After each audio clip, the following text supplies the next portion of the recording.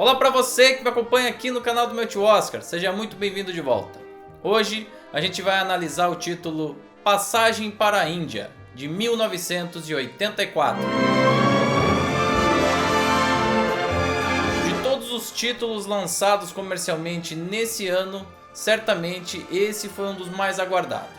E o primeiro motivo para isso é o fato desse filme ser adaptado de um dos maiores livros da história da literatura inglesa, A Passage to India, publicado pela primeira vez em 1924 e escrito por E. M. Forster. A obra continua sendo aclamada até mesmo nos dias de hoje. Se você procurar aí pela internet, são vários os sites que têm resenhas bastante aprofundadas desse livro. E um dos principais motivos que fez ele se destacar lá naquela época, década de 1920, e essa relevância toda está ligada à maneira como essa obra conseguiu abordar as relações sociais entre indivíduos de uma metrópole, no caso a Inglaterra, e uma de suas principais colônias, a Índia. You know, Mr. Turton, when we get settled in, we look forward to meeting some of the Indians you come across socially, as friends. As a matter of fact, we don't come across them socially. They're full of all the virtues, no doubt, but we don't. East is East, Mrs. Moore. It's a question of culture. A gente já analisou aqui no canal a superprodução Gandhi, que inclusive venceu o Oscar de melhor filme e também tinha como principal foco a Índia. No entanto, ao contrário de Gandhi, que centrou suas atenções num personagem muito importante do ponto de vista político, Passagem para a Índia prefere problematizar essas questões do ponto de vista indireto, a partir da história individual de seus principais personagens. Duas delas, no entanto, merecem mais atenção: a jovem Adela Quested, interpretada pela atriz Judy Davis, e a já idosa Sra. Moore, interpretada por Peggy Ashcroft. O filme começa justamente com uma viagem de ambas da Inglaterra para a Índia, numa época, vamos lembrar aqui, que esse deslocamento não era uma coisa muito fácil. Afinal de contas, elas precisaram de pelo menos 2 meios de transporte distintos: um navio e um trem. Dias depois elas finalmente chegam lá, são recebidas pela comunidade inglesa que faz parte ali daquela sociedade, mas ao contrário da maioria deles, elas dispensam aquele clubinho fechado e segregacionista que está implementado. A vontade delas é conhecer a Índia real, aquela que não é possível ver dos muros ou portões dos clubes fechados. Elas querem ter um contato mais próximo, direto e entender um pouquinho melhor a forma de vida daquela população. E é numa dessas excursões impetuosas que a Mrs. Moore acaba conhecendo acidentalmente o Dr. Aziz. I came from the club. They're doing a rather tiresome musical play I'd seen in London. It was very hot. I think you ought not to walk alone, Mrs. Moore. There are bad characters about, and leopards may come from the Malabar Hills. Snakes also. You walk alone? I come here quite often. I'm used to it. Used to snakes? I'm a doctor, you see. Snakes don't dare bite me. Importante pontuar aqui que a Sra. Moore e a Srta. Quested não são completas desconhecidas. Na realidade, a jovem inglesa está pretendida para casar com o filho da Sra. Moore, um rapaz interpretado pelo ator Nigel Havers, que se chama Ronnie e que trabalha ali como juiz de direito. E já nos primeiros contatos com esse personagem a gente percebe que o filho pensa de uma forma bastante diferente da mãe. Ele faz questão de segregar as duas sociedades, ou seja, aquela que vem da Inglaterra, dos locais, das pessoas que nasceram ali na Índia. Apesar dele exercer o direito numa posição bastante destacada, ele considera os indianos como uma raça inferior, um povo de menor importância, praticamente selvagem. E vale lembrar, né, pessoal, que os grandes impérios ao longo da história normalmente trataram as suas colônias exatamente dessa forma. O filme segue desenvolvendo os seus personagens e a gente percebe que quanto mais essas duas mulheres entram em contato com os locais, mais elas se sentem impactadas por aquilo. É claro que elas mantêm uma distância mínima de segurança, por assim dizer, e estão bem resguardadas dentro daquele contexto. Mas é notável como a relação delas é diferente dos demais ingleses que estão ali presentes nessa sociedade. E se a Sra. Moore demonstra claramente uma questão de empatia e encantamento, a jovem Adela adiciona ainda um outro elemento importante para o filme: a sua própria sexualidade. Ao que parece, esse quesito da vida dela está bastante retraído, ela não sabe lidar muito bem com aquilo.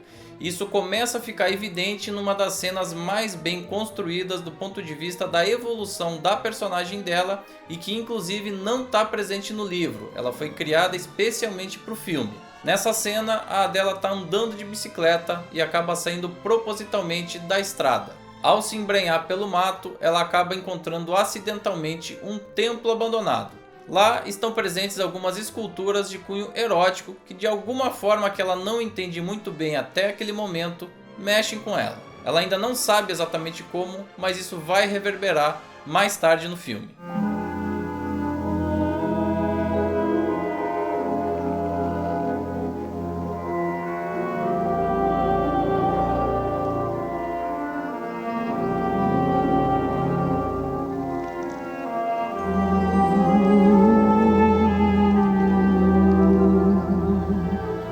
A atriz Judy Davis é australiana de nascimento e passou por uma entrevista de 2 horas antes de conseguir o papel. Ela acabou indicada ao Oscar de melhor atriz justamente por esse papel e seria indicada uma segunda vez como coadjuvante no ano de 1992, pelo filme Maridos e Esposas, dirigido por Woody Allen. Me parece que a interpretação dela está muito correta, muito assertiva, tem uma qualidade bastante alta e acima de tudo funciona muito bem ao lado da sua parceira nas telas, Peggy Ashcroft.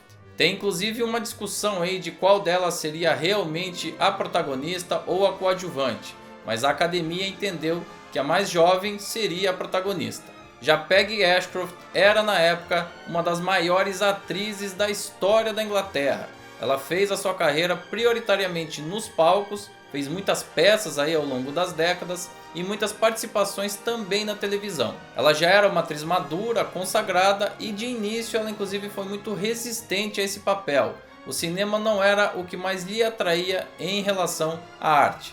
No final das contas ela felizmente acabou aceitando e não só foi indicada como também venceu o Oscar na categoria de melhor atriz coadjuvante. Inclusive, até esse último ano, relativo a 2019, ela ostentou o recorde de atriz mais idosa a vencer nessa categoria. No dia da cerimônia, ela tinha nada menos do que 77 anos e 93 dias de vida. Já entre as interpretações masculinas, o nome mais importante do elenco é de Victor Banerjee, indiano de fato, o que inclusive causou muita comemoração por parte dos veículos de imprensa quando souberam da notícia.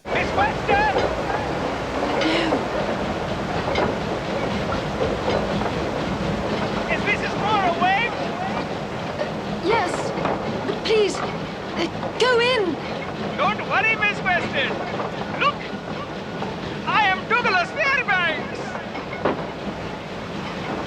Do ponto de vista narrativo, o ápice dessa história acontece a partir do momento em que esse trio de personagens principais da história decide fazer uma excursão até as cavernas de Marbar, um local muito bonito, mas também muito isolado e cheio de mistérios. Na primeira tentativa de entrar nessas cavernas, inclusive, a Sra. Moore tem um surto claustrofóbico e não consegue continuar o passeio. Isso faz com que a jovem Adela e o Dr. Aziz subam até um ponto mais elevado sozinhos para visitar as demais cavernas. No entanto, assim que eles chegam aí na entrada da caverna, alguma coisa acontece, a jovem desce correndo e gritando e depois acusa o Dr. Aziz de tentativa de estupro.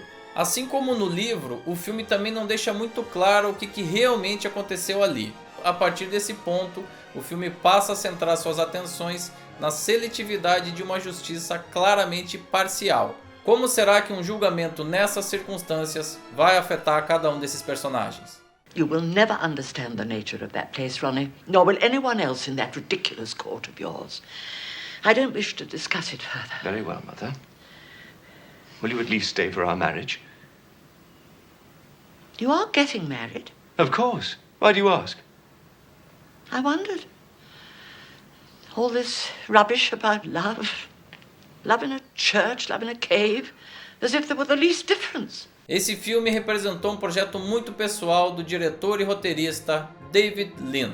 E aqui, pessoal, eu não estou falando de qualquer cineasta. David Lean, nessa altura da sua carreira, já tinha nada menos do que 8 indicações ao Oscar, 2 estatuetas de melhor direção, inclusive por filmes que também venceram na categoria principal: A Ponte do Rio Kwai, em 1957, e Lawrence da Arábia, em 1962. Ambos filmes grandiosos, consagrados e importantíssimos na história do cinema. Ele inclusive já tinha tentado comprar os direitos de adaptação da obra diretamente com o autor no ano de 1958, mas não conseguiu. Depois da morte de Forster, ele finalmente conseguiu fazer essa aquisição, mas não foi nada fácil conseguir juntar os recursos necessários para a produção do filme. Uma parte dos executivos procurados não estava muito bem confortável com a questão do estupro enigmático, sem uma resolução clara. Outra parte, por sua vez, não acreditava no sucesso comercial de um filme que centrava boa parte de suas atenções em uma personagem idosa.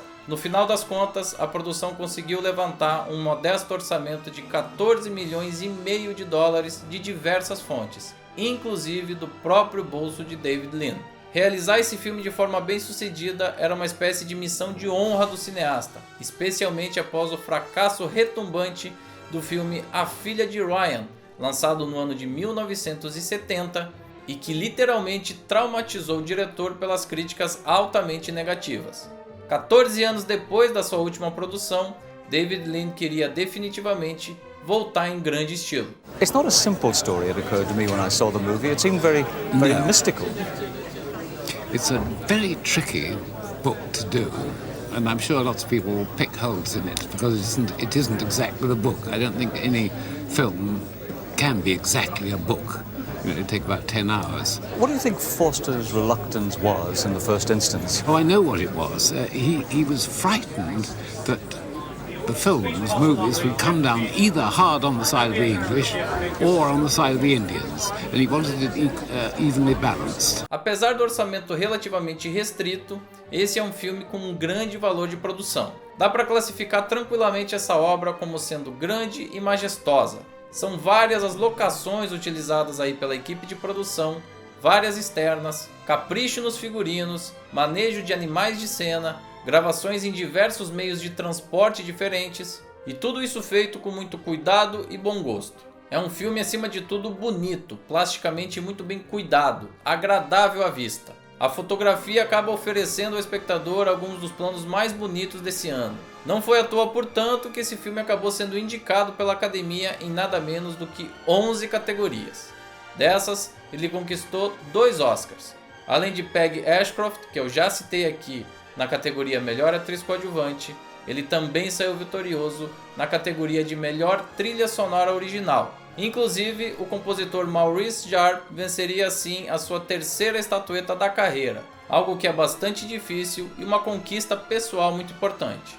A receptividade de uma forma geral desse filme foi excelente, ele recebeu muitas críticas positivas e foi inclusive premiado em várias cerimônias aí da temporada de premiações de 1984. Finalmente, David Lean se redimia do fiasco de A Filha de Ryan em 1970. My echo's gone. All the noise in my head, my echo. Had it since the cave.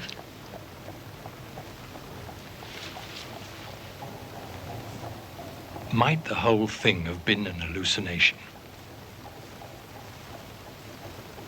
O filme conta ainda com interpretações importantes de James Fox e Alec Guinness no seu elenco.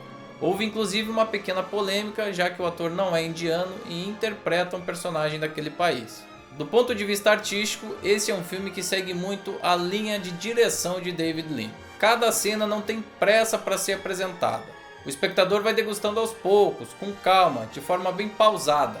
Existem também muitos planos contemplativos aí ao longo das sequências, de paisagens muito bonitas do país. Alguns espectadores contemporâneos, justamente por causa disso, podem achar o filme um pouco arrastado. São quase 3 horas aí de duração e que tem essa característica mais contemplativa. No entanto, na minha opinião, isso tudo está dentro da proposta do diretor e não atrapalha de forma alguma. Por tudo isso, eu diria que Passagem para a Índia é sim um dos filmes mais importantes desse ano de 1984 e merece muito a sua atenção.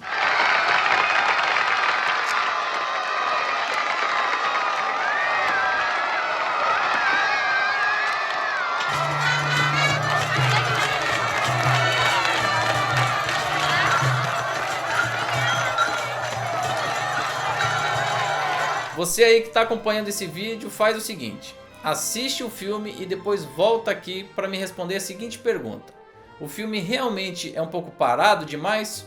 Ou você entendeu a proposta do diretor e concorda com ela? Deixe a sua opinião aqui embaixo, no espaço dedicado pelo próprio YouTube aos comentários, e já aproveita para dar a sua opinião sobre o canal em geral, deixar sua pergunta, seu comentário, o que você quiser.